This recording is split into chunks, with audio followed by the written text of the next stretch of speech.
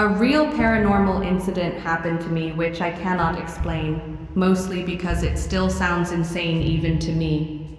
But the footage is gone, the game's gone, and, well, I just want to put this out there in case someone else saw what I did. This happened about a few weeks ago, in mid-April. I'm a content creator. Nothing huge, just under 80,000 subscribers. I mostly cover early access stuff, betas, modded gameplay, weird finds, and the occasional retro stream.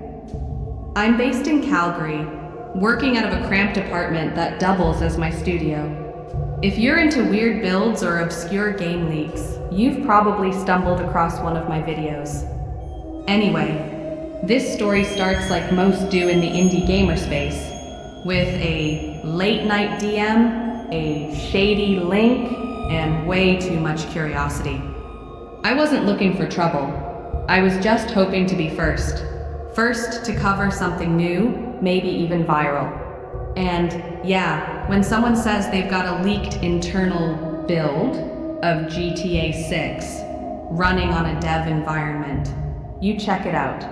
Especially when you're desperate for content and views are dipping. At the time, it felt like a gold mine. Now, I wish I'd never touched it. Not because it was fake, because it was too real. I live alone in a small one-bedroom apartment just outside downtown Calgary. Nothing fancy, just a place that's quiet enough to record in and has decent lighting for my setup. My PC desk takes up most of the living room wall, crammed between a shelf of unopened game boxes and a dusty blackout curtain I never quite got around to replacing. It's functional, not pretty, but it works. My daily routine was pretty locked in. Wake up around noon, scroll through Twitter and Reddit for gaming news, maybe stream if I had something new, and then spend most of the night editing or gaming. It's not glamorous, but for a guy like me, chasing YouTube growth one thumbnail at a time, it was the dream.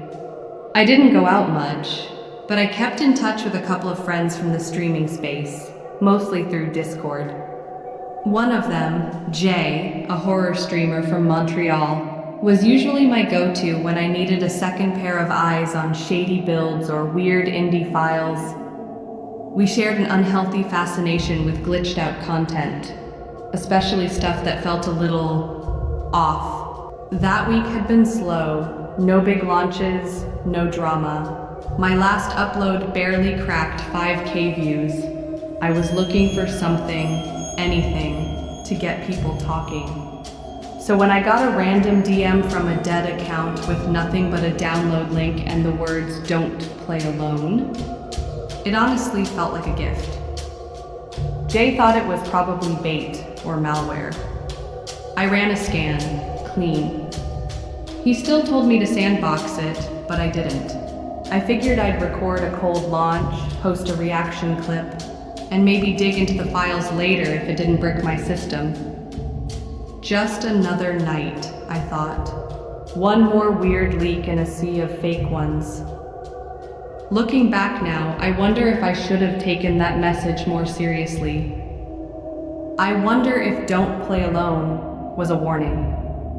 Or a rule. I launched the file late, around 2:30 a.m. Jay was offline, so I figured I'd just record a few minutes solo and show him tomorrow. The .exe was named Elsie Build V7 Final Test Cam, which struck me as oddly specific, but not unusual for dev stuff. The game opened in windowed mode by default, which annoyed me, but I was more focused on making sure OBS was recording. Right away, it didn't feel like any GTA build I'd ever seen. There was no intro, no Rockstar logo, no music, just a black screen with faint, almost VHS-like static that flickered once before dumping me into what looked like a foggy, half-finished version of Liberty City.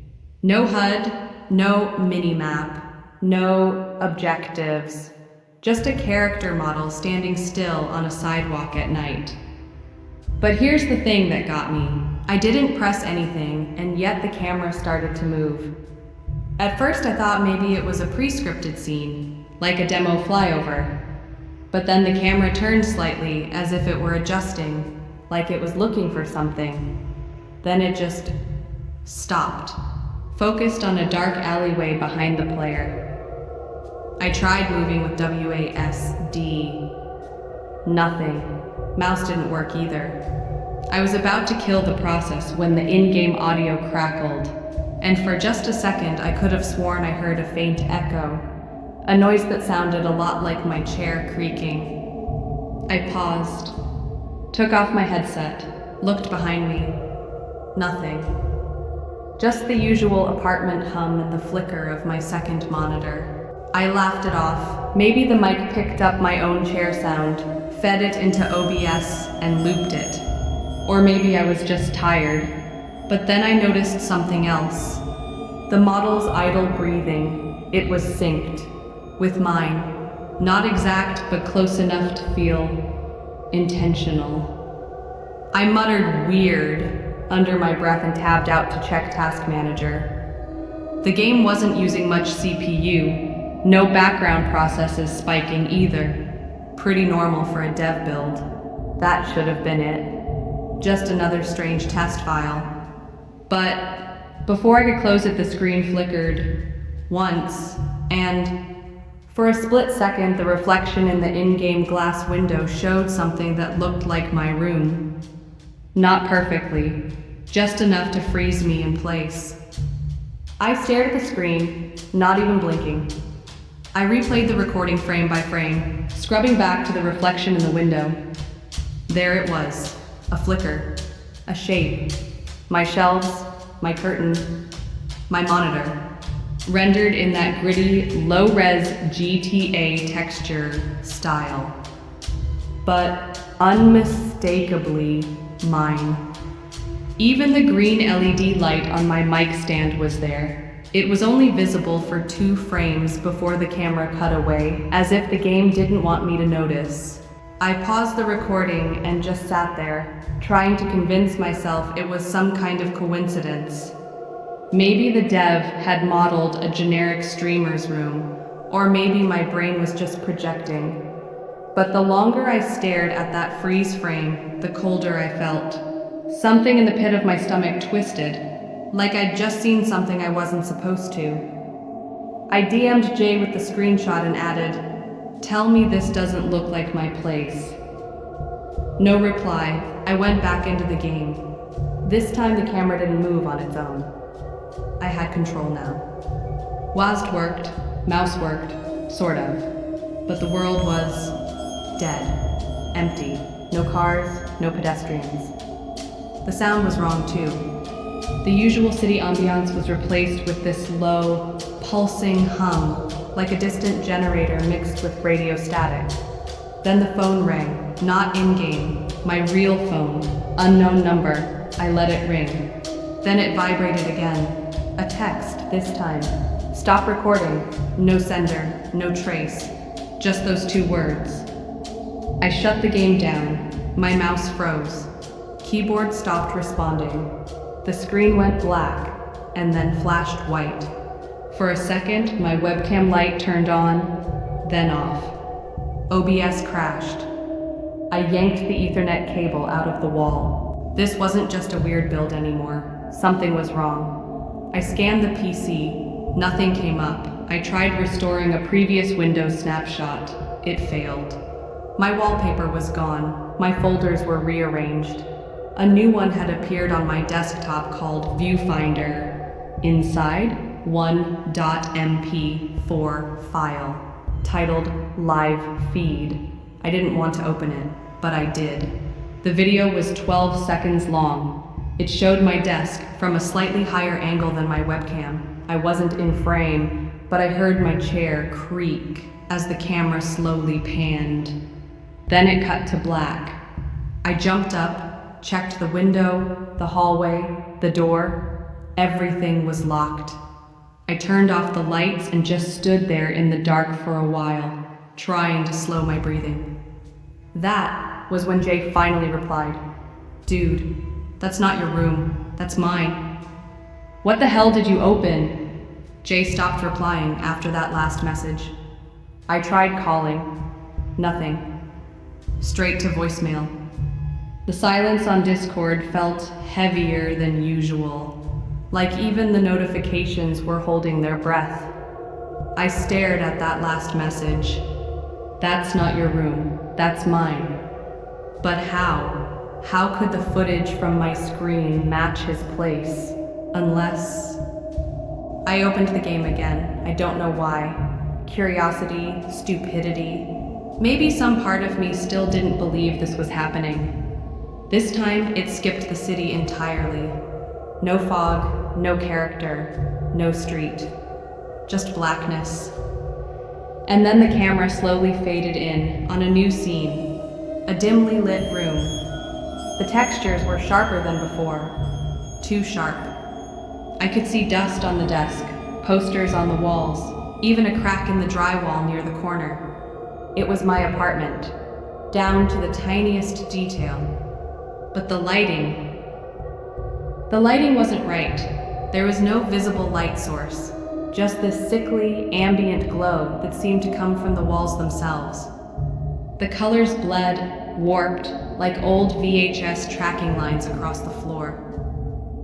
Then the camera tilted upward, and my stomach dropped. On the screen, sitting at the desk, was me, slumped forward, head down, still, breathing, barely. I spun around in my chair, nothing behind me. But the air felt wrong. Thicker, charged, like static before a lightning strike. On screen, I suddenly jerked upright. My in-game double looked directly into the camera, eyes wide and glassy like they'd been peeled open.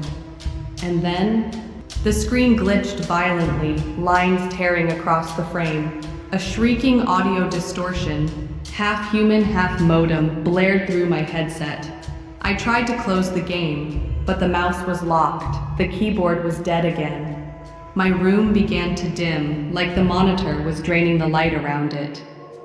The figure on screen, me, began clawing at the desk, then the walls, like they were trapped inside the game world. I watched in frozen horror as I reached up and pressed both palms flat against the camera, smearing the screen from the inside. My real webcam light blinked on again. Then the real power flickered. My monitor turned off. For a moment, I sat in complete blackness. And then, bang, a loud metallic slam from inside my closet, followed by dragging, scraping, breathing. I ran. No gear, no bag, no phone. I just bolted out into the hallway in my socks and didn't stop until I was 3 blocks away. By the time I returned the next morning with building security, the PC was fried, wouldn't turn on. The hard drive? Wiped. The only thing left on the desktop was a .txt file. Just 4 words. You broke the rule. I didn't sleep for 2 days after that. I stayed at a friend's place, barely talking, barely eating. Jay finally messaged me, said he was fine, but weird stuff had started happening on his end too. Files moving, strange power surges. His OBS started recording by itself. We agreed to wipe everything, reinstall OS, ditch our drives, even swap out webcams, just in case. I never touched the dark web again. I told myself it was some kind of sophisticated malware, maybe a prank, maybe a virus built to mimic your space using webcam data and local mapping. That's what I told myself anyway. But then something else happened. About a week later, I got a package. No label, no return address. Inside was a USB. I shouldn't have plugged it in, but I did. It was empty. Just a folder named Welcome Back. And inside that, a single image file, a screenshot of me, sitting at my desk, wearing the exact same clothes I was wearing in that moment. Only one thing was different. In the image, there was someone standing behind me. A tall, shadowed figure, face blurred but hands pressed against the walls of my room, as if they weren't inside it, but behind it, watching through the cracks. I don't record anymore. I haven't streamed since. I still have that screenshot saved on my phone. I don't know why I keep it. Maybe to remind myself that it happened. Or maybe because deep down, I'm still waiting. Waiting for the game to find me again.